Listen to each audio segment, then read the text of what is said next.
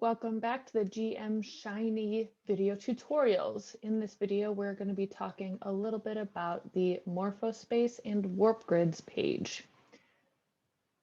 So for this page, we've uploaded our example pleth species dataset, as is explained in the first video of this series. And we've gone through a couple steps of data prep to get us where we are. And the first thing you'll notice on the Morphospace page here is we've got a nice PC plot where PC1 or the x-axis is PC1 and the y-axis is PC2. Pretty simple to start with, but over on the right settings panel, we have a lot of options to customize this plot to what we want. We can change the alignment, we can adjust the centering, we can export rotation loadings, we can designate the X and Y axis with whichever PC axis we'd like. So let's see what it looks like, PC1 versus PC4. We can increase the point size. I'm gonna zoom this in quite a bit so we can see these dots here. Now we can look at how we want the points to look in terms of shape and color. For the shape options, you've got a lot of options for them all being the same shape, filled circle, hollowed circle, etc. You can also change the shape to correspond with any discrete data that you've uploaded on the data input page.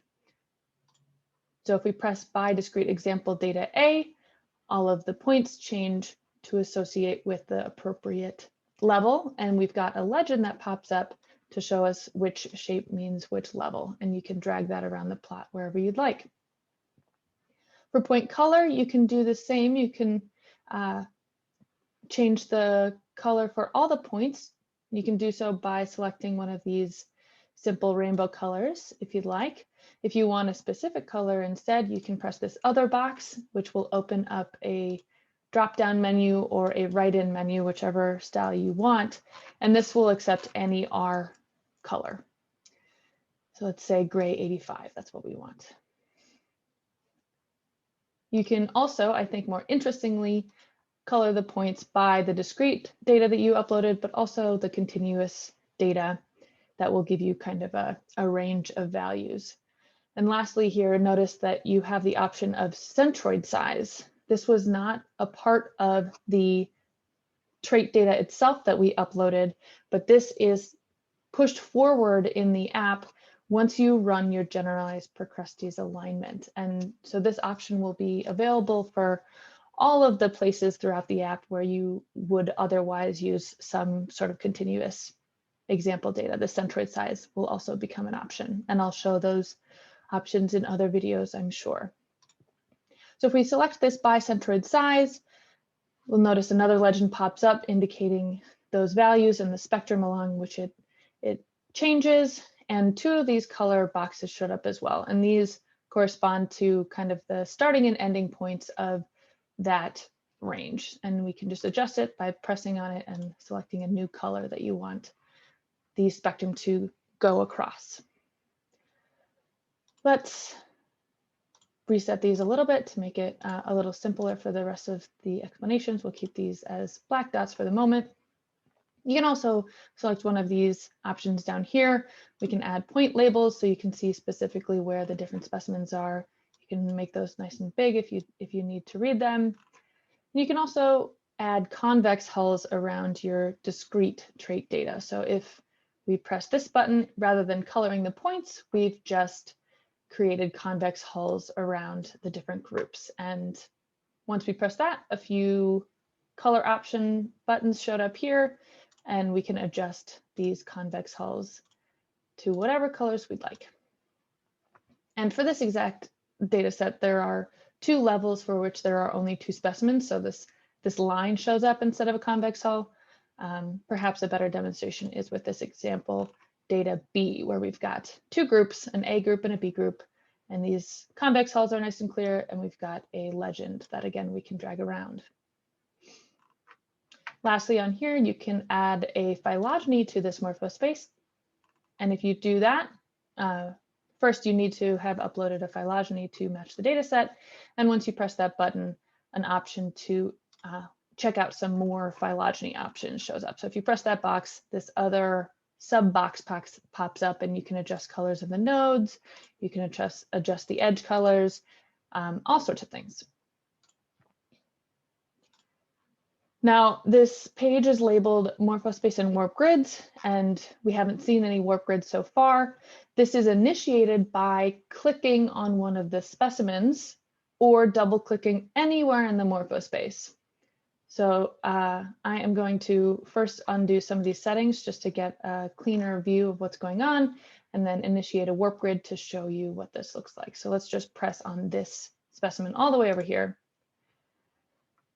Okay, so several things have happened. The specimen that we pressed has a nice red circle around it. There's this arrow that's added, and the app has been scrolled down to the bottom where we now have a warp grid. The name of this warp grid also tells you what specimen you're being pointed at, and a whole bunch of settings have shown up below the original settings in this panel to the right. Just like above, there are a lot of settings to really personalize this warp grid. You can change the magnitude to really emphasize those shape changes.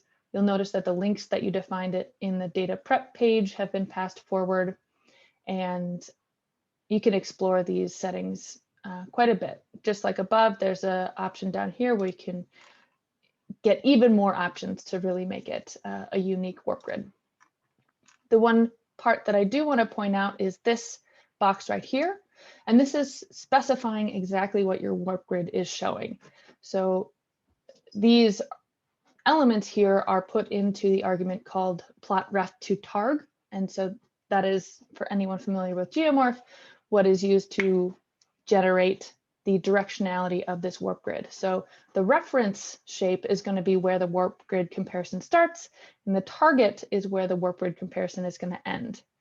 And a fairly typical type of warp grid is starting at the mean shape and going out to whatever specimen you're interested in, which is what we have initiated as the default. But we can do a lot of different things as well. In particular, it gets very flexible when you choose to demonstrate warp grid comparisons starting by one specimen and ending by another. And so if you select this observe point option here for both the reference and target options, you can choose between any two specimens really and see what a warp grid would look like if you're comparing this specimen P. cinereus to this other specimen P. virginia. This box has a lot of options, and so it might get a little bit tricky to recognize exactly what you're comparing. So just for clarity, the arrow that showed up on the PC plot above is demonstrating exactly what warp grid you're looking at. So in this case, we chose P. cinereus as the starting point and P. virginia as the ending point, and the comparison trajectory, which is this option right here, is just this red arrow here. So we can see that the warp grid below is showing a change from this dot or this specimen to this specimen. Like I said, several other options exist. You can really do all sorts of things with this warp grid part of this Shiny app. If you'd like to reset all those options and start from scratch, you can press this clear warp grid button and you'll go back to the morphospace alone, and you can reinitiate the warp grids by again pressing on a specimen or double clicking anywhere in space.